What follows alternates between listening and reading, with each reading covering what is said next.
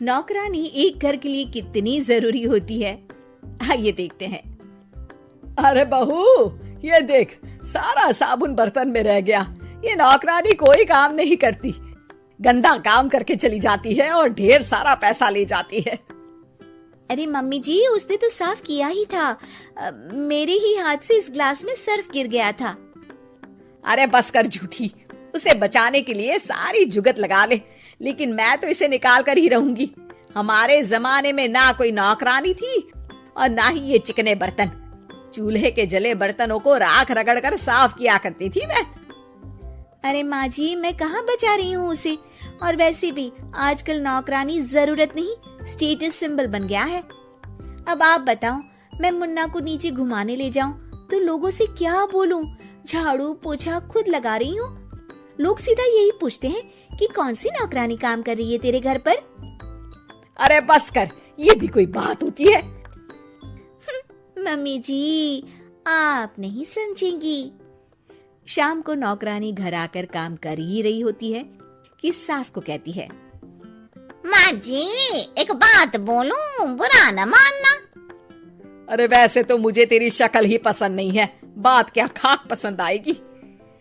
अरे माँ जी, सुन तो लीजिए क्या कह रही है। तो मैंने कौन सा उसका मुंह पकड़ लिया है? अरे माँ जी, वो लाल साड़ी पहनती हो ना पहना करो। सास का गुस्सा अब तो 7वें आसमान पर होता है। अरे वाह जी वाह, क्यों ना पहना करूं? और तू होती कौन है ये बताने वाली कि मैं क्या पहनूं क्या ना पहनूं? अरे माँ जी, पूरी बात तो सुन लो, वो बोलना क्या चाह रही है।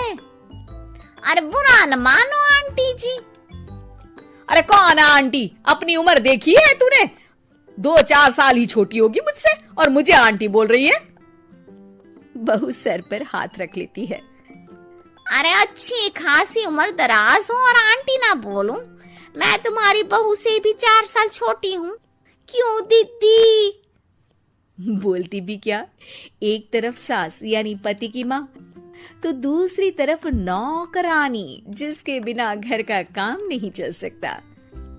वो दरअसल माँ जी की शादी भी बहुत जल्दी हो गई थी ना।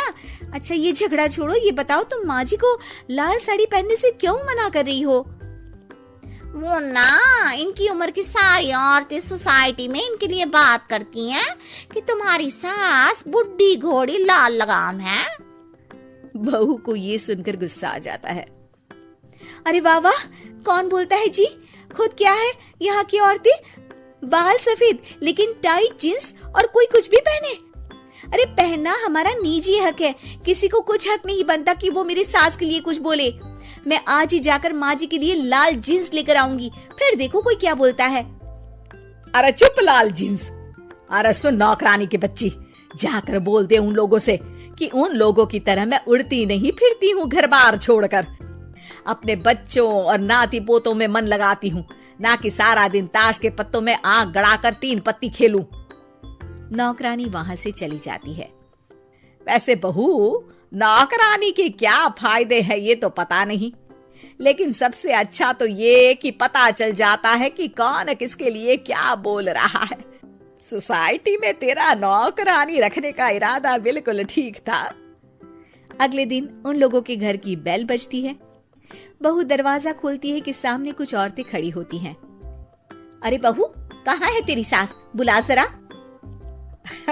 अरे बहन जी, आप सारी एक साथ आइए आइए, कैसे आना हुआ? अरे 3 पत्ते खेलने आई हैं, क्यों खेलोगी? क्यों नहीं, वैसे भी बड़े दिन हो गए, एंटरटेनमेंट हुआ नहीं। बहू जा जाकर पकोड़े तो बना ला। अरे बस करिए, आगे कुछ पीछे कुछ। वैसे तो कहती है कि परिवार पर ध्यान देती है, हमारी तरह 3 पत्तियां नहीं खेलती।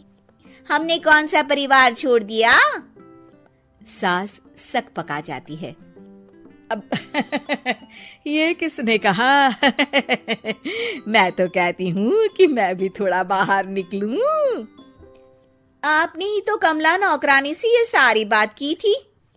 सास और बहू को अब सारी कहानी समझ आ जाती है कि सोसाइटी की औरतें क्यों भड़क रही हैं। माफ करिए आंटी, मैं छोटी हूँ लेकिन फिर भी पहले तो आप लोगों ने माँ की लाल साड़ी का मजाक उड़ाया था ना। हाँ हाँ उड़ाया था, लेकिन उससे पहले तो तुम लोगों ने हमारी जीन्स के बारे में बात की थी। अरे क्यों ना पहने हम जीन्स, तुम्हारे पैसों की थोड़ी ना है। सास और बहू सर पकड़कर बैठ जाती है। देखा बहू, ये खेल कर गई तेरी नौकरानी, यहाँ की बात वहां तो वहां की बात यहाँ। दोनों किसी तरह औरतों को समझा बुझाकर घर भेजती है और कसम खाती है कि नौकरानी को नौकरानी ही रहने देंगी।